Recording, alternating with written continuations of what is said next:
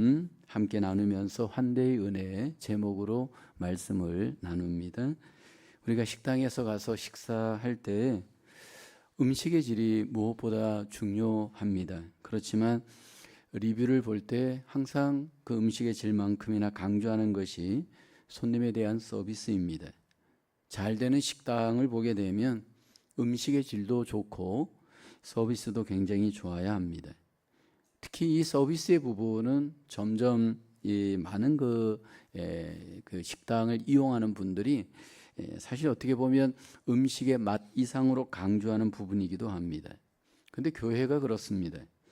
교회가 부흥하고 성장할 때 물론 목회자의 설교도 중요하고 교회의 어떤 교육도 중요합니다. 그런데 가장 우선되는 것 중에 하나가 교회가 친절해야 되고 교회가 새 가족들, 새로 오시는 분들을 얼마만큼 환대를 잘 하는가, 이 굉장히 중요한 것을 제가 발견하게 됩니다. 우리 인생도 그렇습니다. 아무리 이 사람이 공부를 잘하고 실력이 좋다고 절대로 성공하지 못합니다. 얼마만큼 사람들과 관계를 잘하고 사람들을 잘 환대하는가, 굉장히 인성이 중요함을 인생 속에 경험을 합니다. 오늘 본문에는 아브라함이 손님을 환대하다가 천사를 환대한 오늘 성경 내용이 소개됩니다. 히브리서 13장에 가보면 1절에 손님을 대접하다가 천사를 대접한 사람이 있다. 히브리서 기자는 그렇게 강조합니다. 아브라함을 지칭한 것으로 보입니다. 우리는 보통 믿음이 좋다 하면 하나님과의 관계만 염두에 두고 믿음을 정의합니다. 근데 믿음의 조상이었던 아브라함을 보면 하나님과의 관계도 좋았지만 대인관계가 좋았음을 보여줍니다. 오늘 본문을 보면 아브라함이 이 나그네들, 손님들을 환대하는데 결국 이 환대가 얼마나 그에게 있어서 큰 영향을 우리에게 미쳤는지 보여줍니다. 성경에 보면 디모데전서 3장에 가서 보면 이 감독의 자격에 대해서 소개합니다.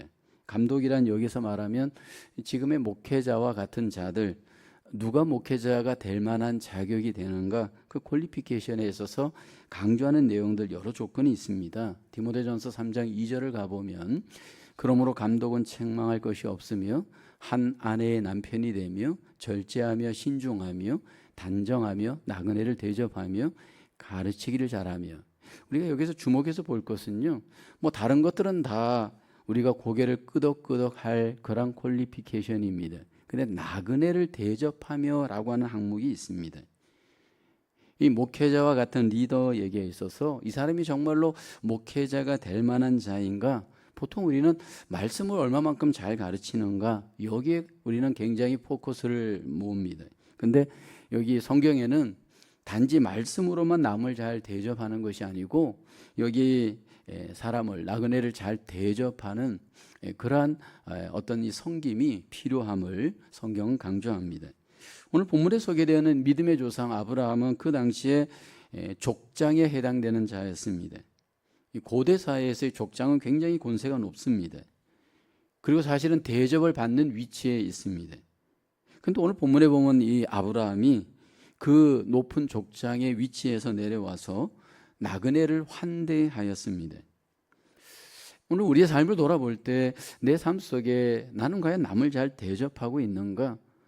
우리가 그리스도인으로서 삶을 살면서 우리의 믿음을 측량할 때 어디에서 그것을 알 수 있느냐 하면 얼마만큼 나는 남을 잘 대접하고 있는가, 섬기고 있는가, 그 믿음이, 그 인격이 사실은 관계 속에서 우리는 드러납니다. 오늘 본문에 우리는 아브라함의 환대를 통해서 과연 그리스도인들의 환대는 어떻게 우리에게 나타내야 할까요? 첫째로 그리스도인의 환대, 주님을 대하듯이 사람을 대해야 합니다. 오늘 본문 2절을 보면 눈을 들어본 적 사람 셋이 맞은편에 서 있는지라 그가 그들을 보자 곧 장막문에서 달려나가 영접하며 몸을 땅에 굽혀라고 합니다. 여기 보면 세 명의 사람이 소개됩니다. 여기 세 명의 사람은 과연 누구였을까? 두 가지 측면에서 해석이 있습니다. 구약에 보면 하나님의 어떤 현현이 많이 나타납니다. 하나님께서 나타나실 때 구름으로, 불로, 바람으로 나타나고 때로 사람으로 나타납니다. 그래서 어떤 해석학자들은 여기 이 셋은 하나님이 현현한 것이다, 나타난 것이다. 특별히 제2위였던 성자 예수님이 사람으로 나타난 것이다. 그렇게 해석하고 2명 정도는 천사가 아닐까 이렇게 하나님이 사람이 되었다 이렇게 해석하는 분도 있습니다. 그러나 이제 두 번째 해석은 천사로 3명의 사람은 천사 하나님이 보낸 천사로 해석을 합니다. 저는 개인적으로 이 본문을 묵상하면서 하나님이 일은 하셨지만 이 3사람은 천사가 아닐까?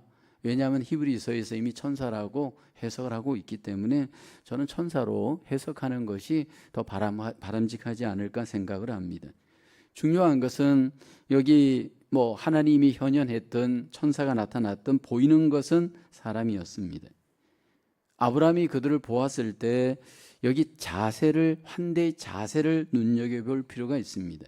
달려나가서 영접하는데 몸을 땅에 굽혔습니다. 몸을 땅에 굽혔다라는 것은 겸손으로 정성스럽게 영접하는 자세입니다. 사실 우리가 인사 하나를 딱 보면 이 사람의 인성을 압니다.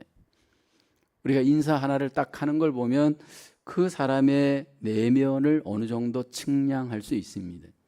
절대로 교만한 사람은 인사를 잘하지 못합니다. 하더라도 그냥 고개만 까딱하고 그러고 그냥 뻣뻣한 경우가 참 많잖아요. 직장 생활을 잘 하시는 분들을 보면 인사를 잘 하시는 분들인 경우가 한국의 보편적인 정서입니다. 교회 생활을 잘 하시는 분들을 보면 인사를 잘 하시는 분들입니다. 여러분, 그 인사 하나가 사소한 것이 절대로 아닙니다. 그래서 저도 아이들을 가정에서 키울 때 어른이든 아니면 어떤 관계에 있어서 그 인사가 너무 중요함을 가르칩니다. 왜냐하면 그것이 마음이고 우리의 실체이기 때문입니다. 여기 아브라함이 나그네를 대할 때 여기 정성스럽게 겸손하게 몸을 땅에 굽혀서 대하고 대접하는 이유가 무엇일까요? 마치 주님께 대하듯이 주님을 대하듯이 대하는 겁니다.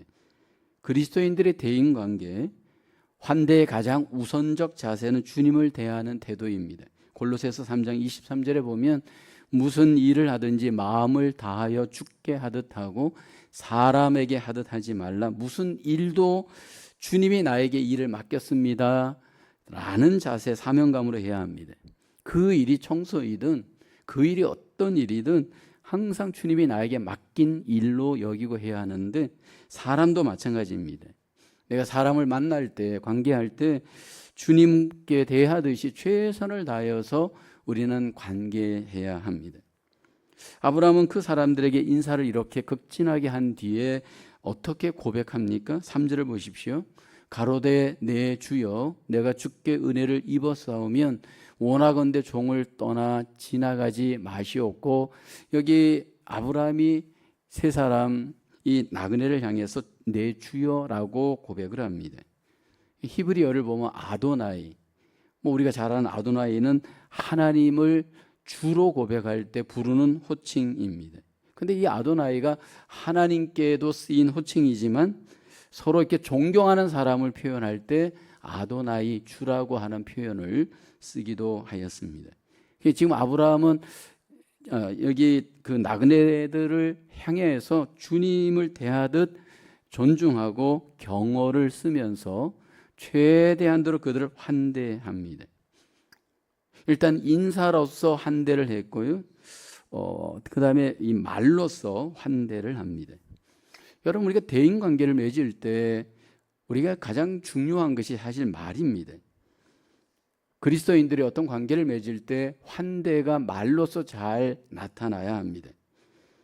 특별히 우리가 교회 생활을 하면서 그 사람의 교회에서의 인격과 믿음이 말을 통해서, 특별히 호칭을 통해서 드러나는 경우가 많잖아요. 우리가 교회 생활을 하면서 이 사람이 정말 믿음이 있고 믿음의 어떤 정말 애티튜드가 이렇게 상대방을 높이고 환대하는가, 우리가 무엇을 알 수 있느냐면 호칭을 부를 때 보면 알 수 있습니다. 종종 우리가 교회에서 직분자들이 직분이 있는데도 불구하고 세상적 언어로 호칭을 하는 분들이 있잖아요. 형, 누나, 언니. 여러분, 이게 말이 되는 상황이라고 생각하십니까?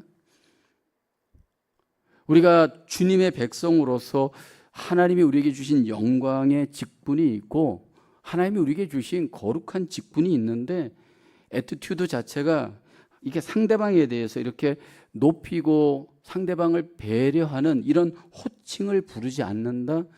여러분, 이것이 교회 안에 하나님이 원하시는 교제의 방식이실까요?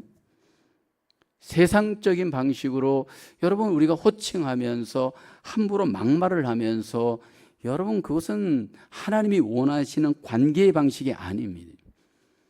근데 오늘 주님께서 나를 대하듯이 나를 주님이 존중히 여기듯이 내가 남을 그렇게 존중히 여기지 않고는 여러분 우리의 관계가 온전한 관계가 될 수가 없습니다.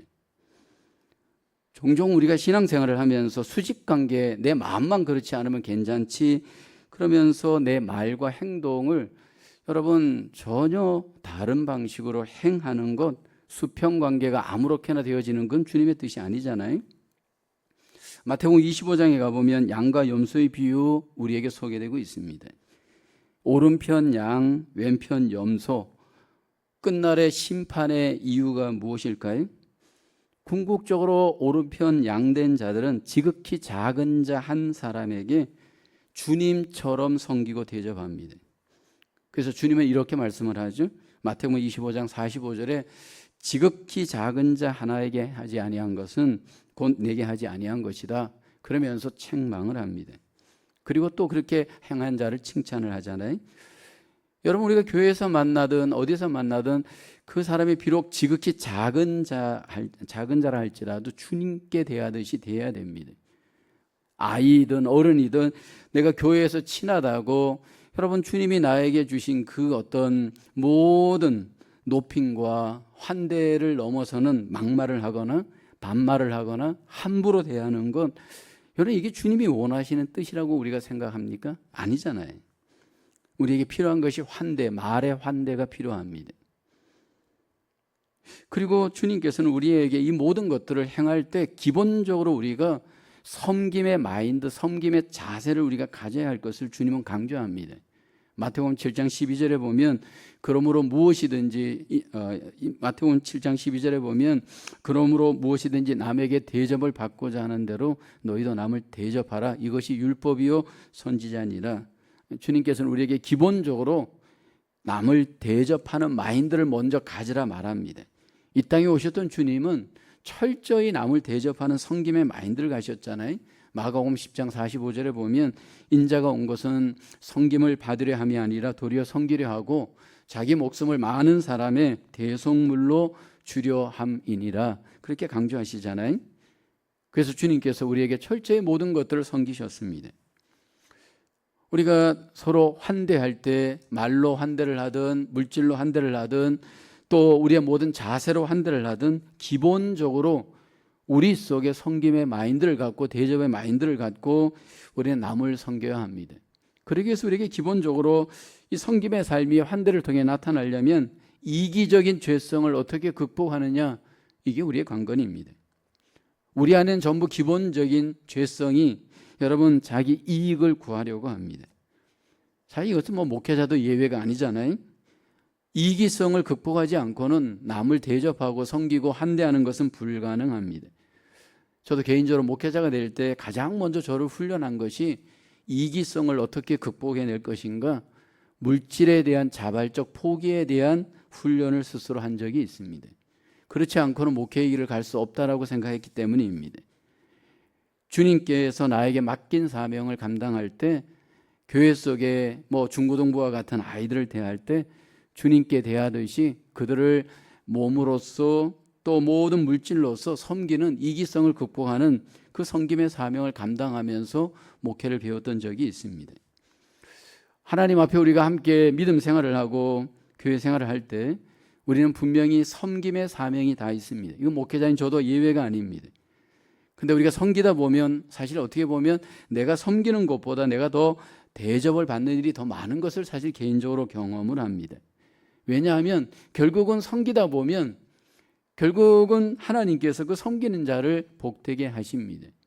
저와 여러분들의 삶 속에 무엇보다도 이 환대의 삶이 먼저 교회에서부터 가정에서부터 적용되기를 원합니다.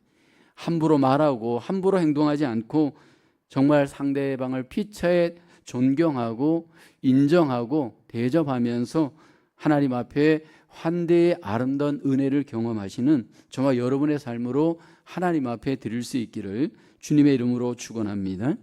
두 번째로 환대, 사람의 마음까지 기쁘게 하고자 해야 합니다. 오늘 보면 창세기 18장 4절에 보면 물을 조금 가져오게 하사 당신들의 발을 씻으시고 나무 아래에서 씻어서, 중동 지방은 손님들의 그 발을 씻어주는 풍속이 있습니다. 여기 아브라함이 발을 씻어주는 것은 그 당시의 풍속입니다. 근데 여기까지 했다면 그냥 관례의 전통입니다. 근데 아브라함의 환대는 그 이상이었죠. 5절에 보면 내가 떡을 조금 가져오리니 당신들의 마음을 상쾌하게 하신 후에 지나가소서.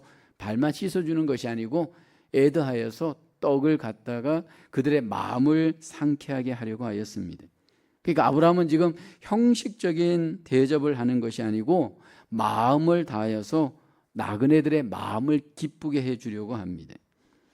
이 형식적인 인사였다면 그냥 발만 씻어줘도 문제가 없습니다. 그래서 사라를 시켜서 고운 가루로 떡을 만들지, 가축 중에서 가장 기름지고 좋은 송아지를 잡아서 맛있는 요리를 합니다. 또 젖과 우유와 송아지 고기를 이제 함께 준비해서 결국 아브라함이 대접을 합니다. 이런 아브라함의 환대가 결국 이 나그네들의 마음을 어떻게 됩니까? 감동을 시키잖아요. 여러분, 인생은 감동하는 곳에 역사가 일어납니다. 이 교회 가운데에서도요, 여러분, 설교가 감동이 있고 찬양이 감동이 있고 교제가 감동이 있잖아요. 그러면 거기에 하나님의 역사가 일어납니다. 형식적인 모든 것들은 의미가 없습니다. 이 아브라함의 그 나그네를 향한 이 환대의 모습을 보면 어떻게 그런 감동이 일어나게까지 갔는가를 잘 봐야 됩니다. 먼저 마음이 동원되었고 몸이 동원되었고 거기에 물질까지 동원이 되었습니다. 여기 동원되어진 그 물질을 보게 되어지면 여러분, 그 송아지를 잡는다라는 것이 당연한 일이 아니잖아요. 목축업을 하는, 어떻게 보면 이 아브라함에게서 재산 목록 1호입니다. 결코 적은 액수의 재산이 아니잖아요. 돈으로 환산해도 아마 큰 액수일 겁니다. 좋은 짐승을 잡아서 고기를 내어서 여기 대접하는 일, 전혀 모르는 어떤 나그네에게 이 일이 여러분 결코 쉬운 일이 아니었을 겁니다. 여러분, 우리가 어떤 마음이 이렇게 있고 사랑이 있고 정성이 있다면요, 거기에 결코 마음만 있지는 않습니다. 거기에 반드시 물질의 헌신이 수반됩니다. 우리가 사복음서에 예수님과 또 그 예수님을 이렇게 접대하였고 환대했던 사람들 이야기가 소개되는데, 가장 예수님을 환대했던 한 사람 꼽으라고 한다면 300데나리온의 향유를 예수님의 발에 부은 여인입니다. 300데나리온은 노동자 한 사람이 300일 동안 벌어야 모을 수 있는 돈입니다. 지금으로 얘기하면 수만 달러의 가치가 있습니다. 마리아는 그렇게 넉넉한 형편도 아니었습니다. 그 향유를 예수님의 발에 붓고 머리털로 닦아드리잖아요. 그때 가룟 유다가 그런 말을 합니다. 300데나리온을 이렇게 팔아서 가난한 자들에게 나누어 주었으면 좋지 않았을까? 왜 이렇게 허비하느냐? 그때 주님께서는 이 여인의 환대를 어떻게 인정합니까? 복음이 전파되는 곳에는 이 여자가 행한 일도 말하여 그를 기념하라, 주님이 칭찬을 하십니다. 주님께서 이렇게 환대한 이 여인에 대해서 주님은 그 마음을 아셨고 사랑을 아신 겁니다. 오늘 이 본문에 이 아브라함도 손님을 대할 때 마음을 다하여서 사랑을 다하여서 정성을 다하여서 대접을 합니다. 근데 그 모습을 보면 굉장히 과감함이 있잖아요. 여러분, 감동을 일으키기 위해서는 뭔가 여러분 평범한 수준을 갖고는 감동이 일어나지는 않습니다. 자칫 우리가 누군가를 대접하고 환대할 때 형식적인 대접을 할 때 굉장히 기분이 오히려 나쁠 때가 있잖아요. 형식적인 대접을 받고 나면 차라리 안 받는 것이 더 나을 뻔한 그런 여러분 불쾌함을 가질 때가 있지 않나요? 근데 마음을 다해서 드리는 여러분, 환대는 우리의 마음을 시원케 하고 감동을 일으킵니다. 제가 얼마 전에 어떤 엽서를 하나 받았는데 성탄절을 앞두고 엽서를 그려가지고 그 안에 손 자필로 이렇게 편지를 써서 이렇게 엽서가 하나 왔어요. 여러분, 이게 얼마나 정성이 들어갑니까? 일부러 그거를 그리고 거기에 자필로 써가지고 이 엽서를 보낸 글을 읽으면서 굉장히 마음이 감동이 되었습니다. 이분은 진정성을 갖고 그것을 선물을 보낸 겁니다. 이것은 오늘 우리에게 적용할 때 나는 과연 얼마나 마음을 담아서 진정한 환대를 실천하고 있는가? 목회자로서 목회를 하면서 목회에서 제가 가장 먼저 배운 것이 환대하는 법이었습니다. 어떻게 환대하느냐면 바로 식사를 교회에 그 애찬을 준비하는 일이었습니다.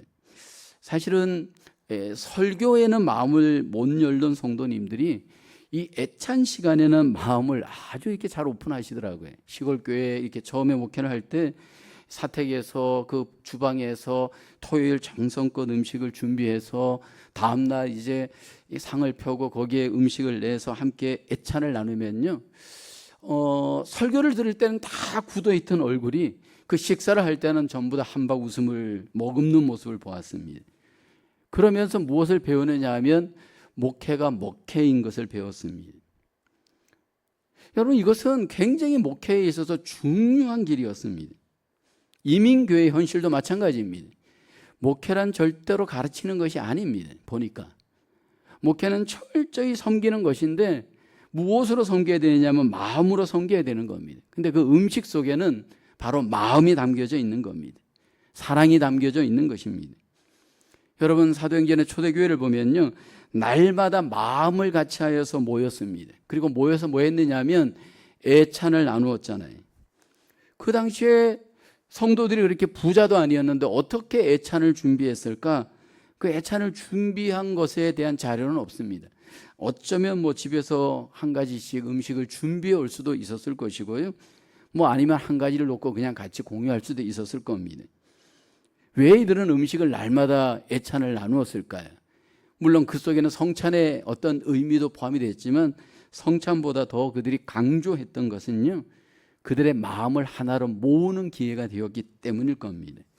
신앙을 공유하고 마음을 공유하면서 우리가 한 공동체인 것을 함께 먹으면서 그들은 환대 속에서, 섬김 속에서 결국 하나가 되었던 겁니다. 성경의 사도 바울은요, 그리스도인들을 향해서 주님의 종으로도 살아야 되지만 사람에게도 종으로서 살아야 됨을 강조합니다. 갈라디아서 5장 13절에 얘기하잖아요. 형제들아, 너희가 자유를 위하여 부르심을 입었으나 그러나 그 자유로 육체의 기회를 삼지 말고 오직 사랑으로 서로 종 노릇하라 강조합니다. 어떻게 해요? 환대하는 겁니다. 대접하는 겁니다. 우리가 교회에서 주일날 애찬을 나누는 것은 굉장히 중요합니다. 단지 이 교회당 안에서 모여서 예배하는 것 이상으로 여러분, 우리가 같이 레스토랑에서 같이 마음을 다하여서 음식을 같이 나누는 것은 서로가 서로를 환대하며 한 공동체 되어지는 것을 확인하는 아주 중요한 기회입니다. 근데 이제 문제는 이 음식을 누군가가 준비를 해야 합니다. 그런데 이 준비하는 것이 사실 굉장히 힘이 듭니다. 토요일날 나오셔서 일찍 준비해야 되고요, 또 주일날 아침 일찍 오셔서 준비를 해야 됩니다. 근데 우리의 마음 속에 주님을 사랑하는 마음, 주님의 백성들을 사랑하는 마음을 갖고 마음을 다하여서 여러분, 이 애찬을 준비하는 것은 결국 천국을 연습하는 길입니다. 여러분, 우리가 하나님 앞에 함께 예배하고 함께 먹고 하는 이 모든 시간들이 결국은 우리가 한 공동체이고 한 백성인 것을 하나님 안에서 함께 이루는 기회가 되어집니다. 그러므로 그것을 우리가 무시하지 않고 주님을 대접하듯 마음을 다하여서 이 모든 것들을 믿음으로 감당하며 주님의 뜻을 이루어갈 수 있는 환대의 아름다운 나눔과 섬김이 우리 속의 관계 속에, 공동체 속에 아름답게 적용되어질 수 있기를 주님의 이름으로 축원합니다. 세 번째로 환대, 하나님의 약속이 주어집니다. 오늘 본문 10절에 보면 그가 이르시되 내년 이맘때 내가 반드시 내게로 돌아오리니 내 아내 사라에게 아들이 있으리라 하시니 사라가 그 뒤 장막문에서 들었더라. 아브라함의 대접을 받은 3명의 손님들이 아브라함에게 내 아내 사라가 어디 있느냐 질문합니다. 아브라함이 장막에 있다라고 대답하자 이 3명의 손님들, 나그네들이 아브라함에게 사라에게 아들이 있으리라 선포합니다. 여기 천사들이 갑자기 아들 이야기를 선포하는 것을 보면 하나님이 보낸 천사 임임이 분명합니다. 하나님은 아브라함에게 이미 아들에 대한 이야기, 약속을 몇 번 하였습니다. 할례를 통해서도 이미 하나님이 컨펌했습니다. 그런데 여전히 아브라함에게 아기가 없습니다. 아브라함이 이제 환대를 하고 나자 하나님은 이 언약의 약속이 이제 때가 되었음을 선포합니다. 내년 이맘때 결국 모든 것들이 이루어질 것을 말씀을 하잖아요. 근데 여러분, 사라가 장막문에서 이 소리를 듣고 그가 어떤 반응을 보입니까? 11절에 보면 아브라함과 사라는 나이가 많아 늙었고 사라에게는 여성의 생리가 끊어졌는지라. 12절을 보면 사라가 속으로 웃고 이르되 내가 노쇠하였고 내 주인도 늙었으니 내게 무슨 즐거움이 있으리요. 여러분, 사라가 얼마나 믿음이 좋은 여자입니까? 아브라함과 함께 고향을 떠났고요, 애굽에 내려갔을 때에도 누이라고 속일 때 그냥 오케이 했습니다. 근데 오늘 본문에 보면 아브라함의 아내 이 사라가 생리가 끊어지고 더 이상 아이를 가질 수 없는 그 환경 앞에서 그의 믿음도, 약속에 대한 믿음도 잃어버렸습니다. 내가 늙었거늘 어떻게 아들을 낳으리요? 하나님께서 그런 이 사라의 마음을 아셨고 생각을 아셨습니다. 여호와께서 능하지 못한 일이 있겠느냐? 기한이 이를 때에 내가 내게로 돌아오리니 사라에게 아들이 있으리라. 하나님이 그 언약을 컨펌합니다.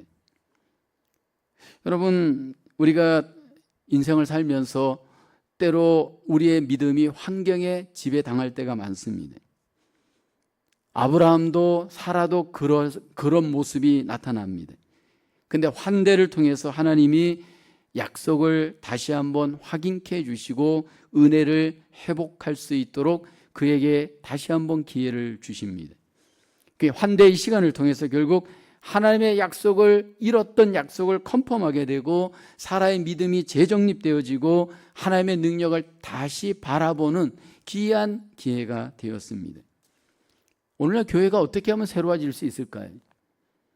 여러분, 교회가 은혜를 다시 회복하고 언약을 회복하고 하나님과 믿음을 다시 회복할 수 있는 길이 무엇일까요?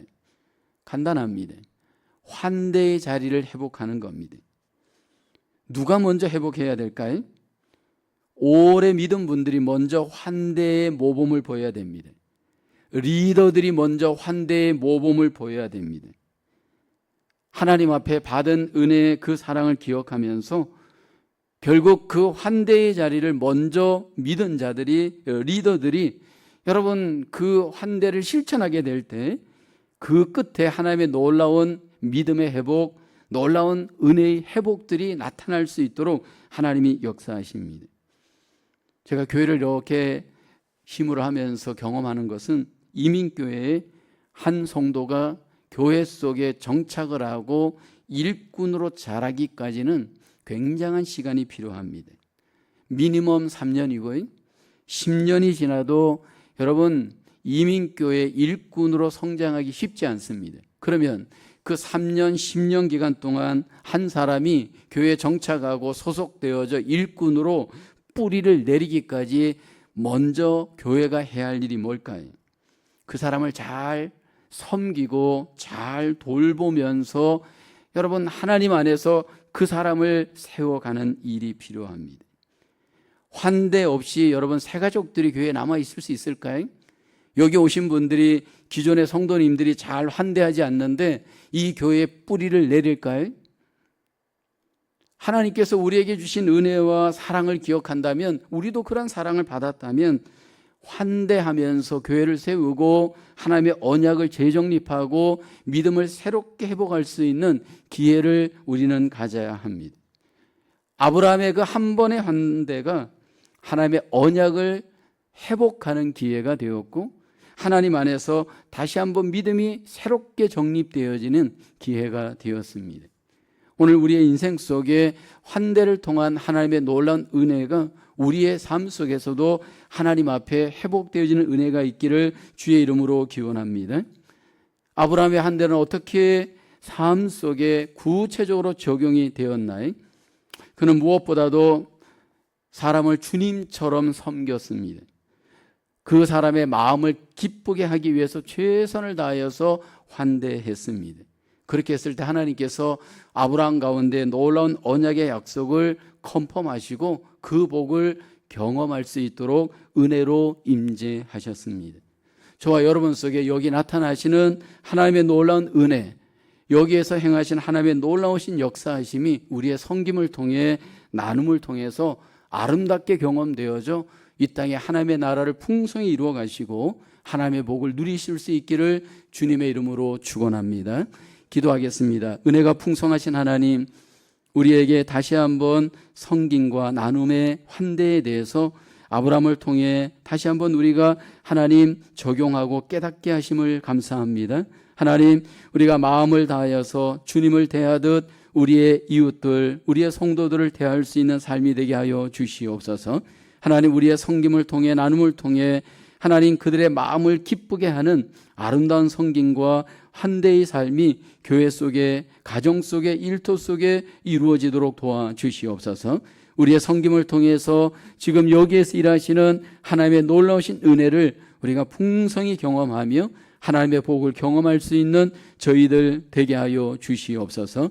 만암 선교교회가 더욱더 섬김과 나눔을 하나님 앞에 실천하며 환대를 통해 하나님 새 가족들을 잘 정착시키며 불신자들을 주님 앞으로 잘 인도하는 하나님의 교회가 되게 하여 주시옵소서. 모든 것을 주님께 의탁하오며 예수님 이름으로 기도하옵나이다. 아멘.